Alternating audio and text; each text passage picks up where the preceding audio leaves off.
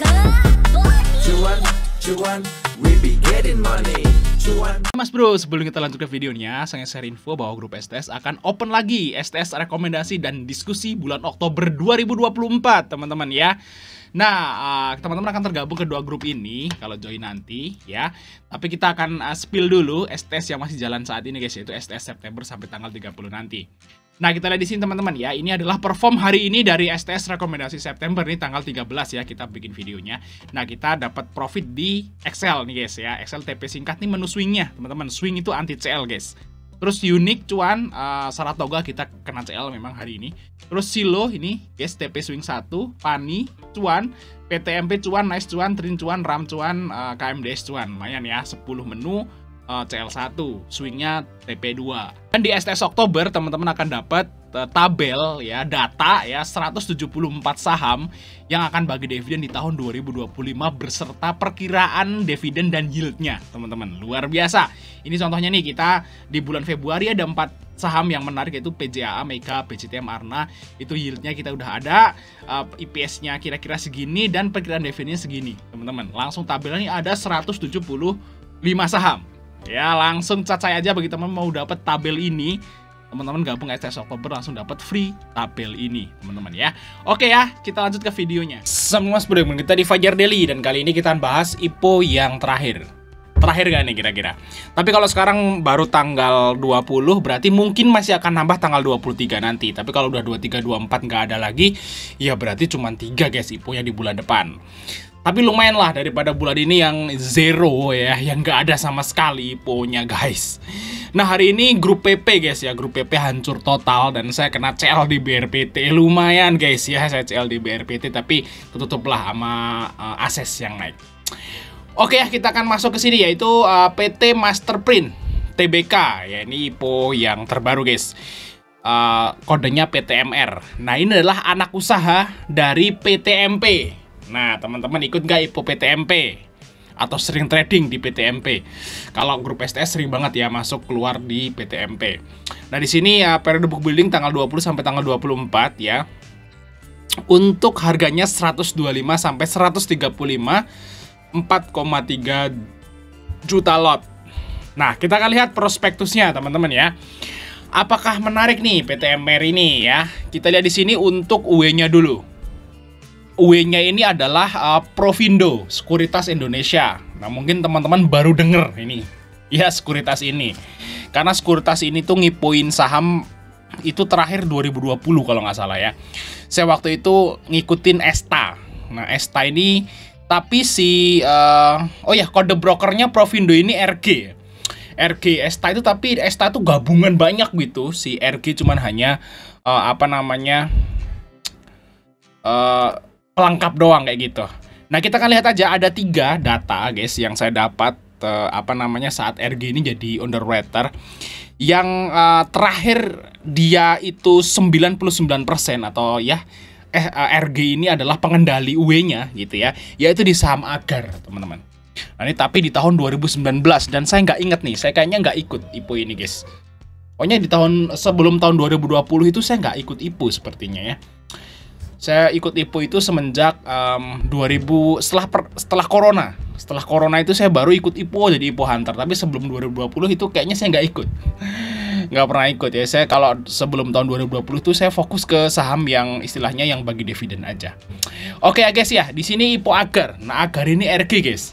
Nah, Provindo. Nah, ini arahnya 1, 2, 3, 4, 5, 6 kali arah teman-teman. Dan ini Provindo sebagai underwater utama. Kayak gitu guys ya, dan ini arah banyak, mantap sekali. Nah, terus di tahun 2020 dia ngipoin ESTA. Nah, kalau ESTA ini saya ikut teman-teman. Cuman si RG ini cuman pelengkap, cuman dapat 0,1% kalau nggak salah ya. Cuman ya sedikit kecil banget jatahnya si RG di IPO ESTA. Tapi kita lihat di sini juga arah 2 kali ya. Nah, terus yang lebih dekat lagi yaitu Care. Nah, Metro Healthcare, tapi juga si RG ini dapat kecil banget jatahnya juga guys. Cuman di sini tercatat 0,01 doang. Kecil banget. Tapi dari IPO di sini kita lihat juga cuan. Jadi kalau menurut historis RG ini sebenarnya underwater yang bagus. Cuman masalahnya dia ngipoin saham udah lama sekali ya, 4 sampai 5 tahun yang lalu. apakah orang-orangnya masih sama, orang-orang yang pegang itu masih sama, ya nggak tahu juga ya kalau udah sebegitu jauh jarak waktunya gitu ya. Ya bisa dianggap RG ini IPO-nya barulah sekarang ini ya. Kalau udah 4-5 tahun yang lalu kan kayaknya udah nggak bisa dibuat patokan kayak gitu. Tapi kalau teman-teman pengen dapat patokannya ya bagus. Ya 4-5 tahun yang lalu tuh bagus kayak gitu ya. Itu RG. Nah kita coba lihat untuk prospektusnya teman-teman ya. Prospektusnya. Oh ya, tapi karena ini adalah anak usaha dari PT MP. Nah, ini sebelum kita lanjut ke prospektus, berarti kita bisa mantokin juga ke PT MP-nya, teman-teman. Kita lihat ya PT MP ya. Nah, PT MP ini juga pernah masuk LQ45, guys. Ya, walaupun cuma 3 bulan ya, kalau nggak salah di sini nih, teman-teman. Nah, waktu di sini di sekitaran bulan Januari, Februari kayak gitu. Nah, ini sempat masuk LQ45 di sini. Nah, saya juga nggak tahu saham kayak gini masuk LQ45 gitu, siapa yang masukin gitu ya, nggak jelas juga gitu ya. Tapi yang pasti kalau sebuah emiten yang bisa masuk LQ45 padahal dia nggak blue chip gitu ya, berarti dia punya orang dalam yang kuat. Nah, kayak gitu guys, itu cuma alasannya cuma itu doang. Nah, bisa jadi nanti PTPR ini ya, PTMR ya, PTMR ini jadi kayak PTMP teman-teman. Nah, ini cuan terus di sideways baru terbang. Nah, mungkin aja bisa kayak gini. Kayak gitu guys. Jadi istilahnya menarik lah kalau ini ya, karena pengendalinya kan sama kayak gitu guys. Oke ya, kita akan lihat ke prospektusnya apakah menarik gitu ya. Kita yang lihat nomor dulu ya, nomor 14 dulu teman-teman. Nah, nomor 14 ini adalah keterangan saham yang ditawarkan. Nah, ini guys ya, ini adalah struktur permodalannya, yaitu Mitra Pack atau PTMP ya. Mitra Pack TBK PTMP, dia menguasai 99% perusahaan ini. Jadi ini memang milik PTMP. Nah, semoga aja kan pengendalinya sama jadinya gitu ya. Kalau pengendalinya sama berarti moga aja kayak PTMP kayak gitu guys ya, diterbangin nanti di akhir kayak gitu. Nah, terus ya keterangannya seperti ini, yang dijual adalah 22%, ya nilai nominalnya 25. Untuk nilai emisinya itu adalah 54 miliar teman-teman. Dan ini IPO kemungkinan bulan Oktober. Berarti ini bareng ini ya, bareng FRN. Ini bareng teman-teman. Oke ya, terus lanjut nih guys, nanti kalau udah masyarakat jadi segini, dan sayangnya guys ya, IPO ini nggak ada waran. Sayang banget ya. Berarti masih menarik FRN ya. Oke, nomor 15 ini seperti ini teman-teman, dan rencana penggunaan dananya adalah 46% ya, digunakan untuk pembelian saham ya. Pembelian sebanyak-banyaknya 247.000 ya. Saham atau sebesar 99% GBK yang dimiliki oleh KGI. Nah, ini guys di sini ya. Keterangan ini guys ya. Singkat pemegang saham dan entitas pengendali. Nah, di sini kan ini kan pengendalinya ya, termasuk nih PTMP nih guys ya. Nah, GPK ini ya, PTMR itu mau beli saham GPK dari KGI.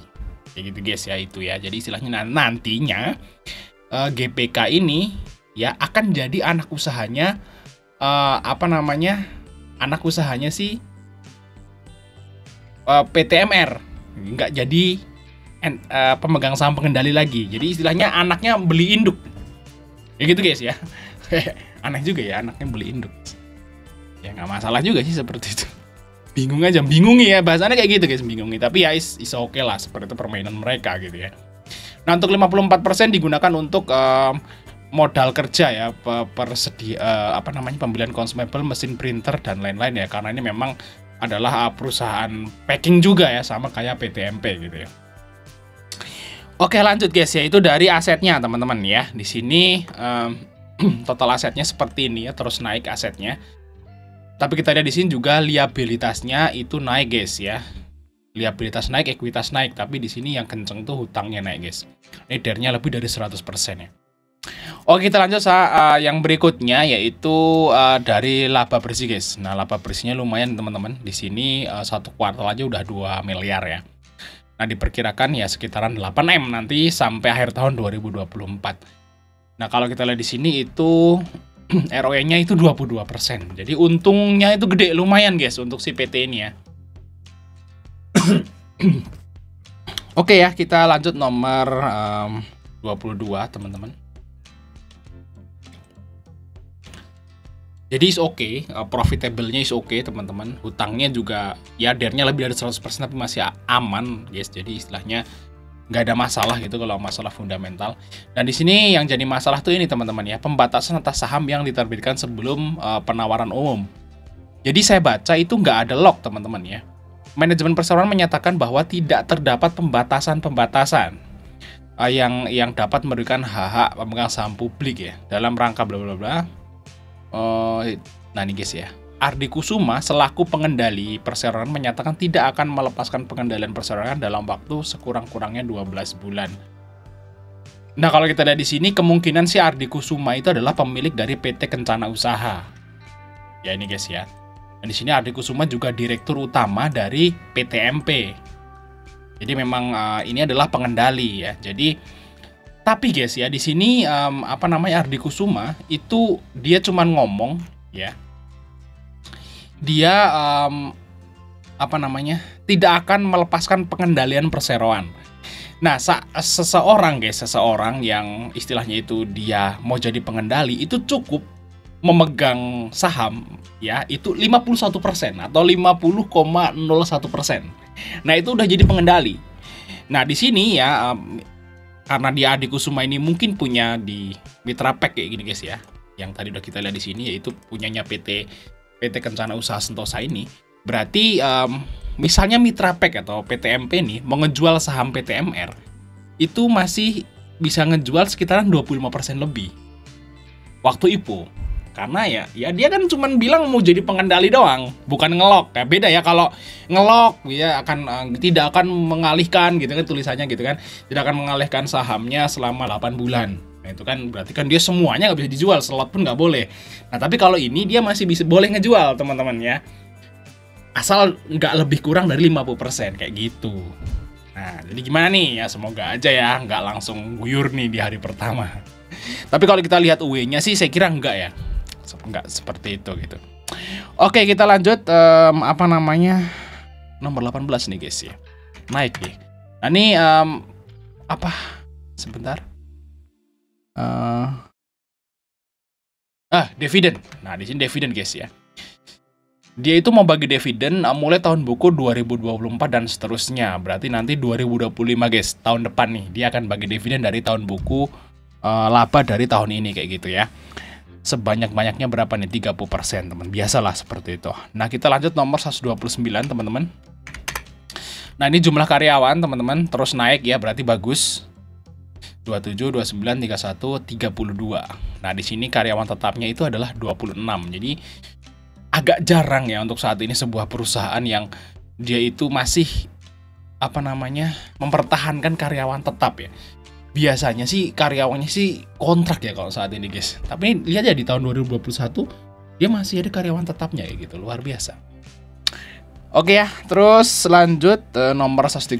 Nah, ini adalah produknya teman-teman.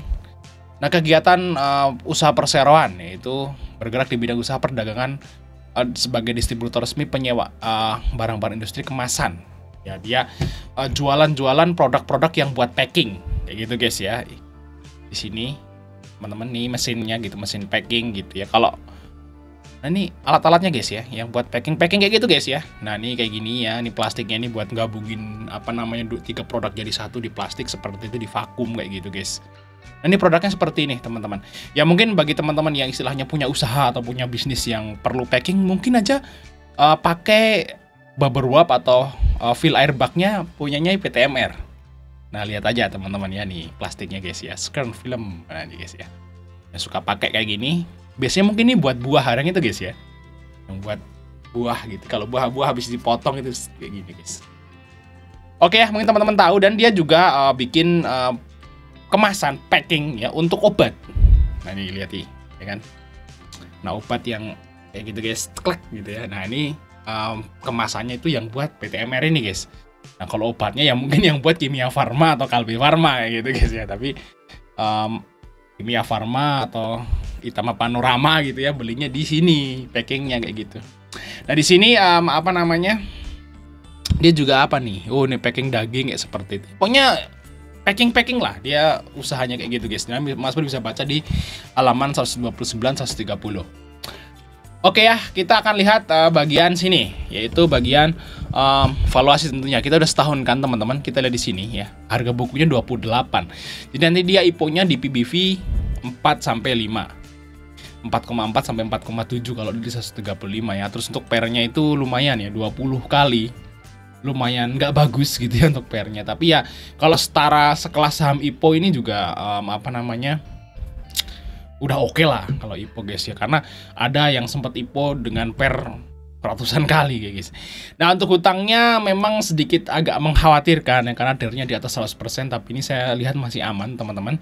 Untuk ROE-nya ini lumayan gede, jadi bisnis kemasan itu untungnya lumayan ya, 20% teman-teman ROE-nya. Nah untuk market cap-nya cuma 184 miliar, nah, ini bisa dibilang jadi saham gorengan teman-teman ya. Small cap lah, bahasa seperti itu. Nah untuk kesimpulannya gimana nih? Ya untuk kesimpulannya, untuk prospek usahanya lumayan bagus nih, sama kayak PTMP ya kan. Nah terus untuk UE-nya sebenarnya bagus ya, 4 sampai 5 tahun yang lalu, tapi untuk karena dia udah vakum 4 tahun lebih, jadinya ya nggak tahu gitu ya guys ya. Nah terus yang berikutnya untuk valuasi masih masuk di akal ya. Ini bisa dibilang valuasinya medium lah. Mahal enggak, murah enggak kalau sekelas saham IPO, karena banyak banget saham IPO yang PBV-nya itu udah 8 gitu ya. Ini baru 4. Di medium lah untuk si valuasi. Nah, kalau kesimpulannya sih saya akan ikut IPO ini, guys. Saya akan ikut IPO ini, tapi karena dia IPO-nya bareng Verona ya. Karena dia IPO-nya bareng Verona, jadi ya harus dibagi. Dan kalau saya disuruh milih, saya lebih milih beli lebih banyak Verona, guys.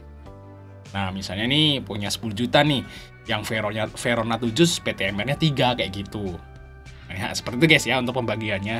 Yang pasti saya lebih tertarik sama Verona kan, dia lebih murah valuasi, terus ada warnanya juga, UE-nya juga bagus, sudah terbukti gitu ya. Kalau ini kan belum, untuk PTMR udah vakum 4 tahun lebih. Nah, khusus untuk GWA, ini kan dia IPO-nya jadi sendiri guys. Ya. Jadi teman-teman bisa mungkin buy sendiri gitu ya untuk si GWA. Oke guys ya, mungkin itu aja yang Mas dari kecil untuk like dan subscribe. Sampai ketemu di video berikutnya.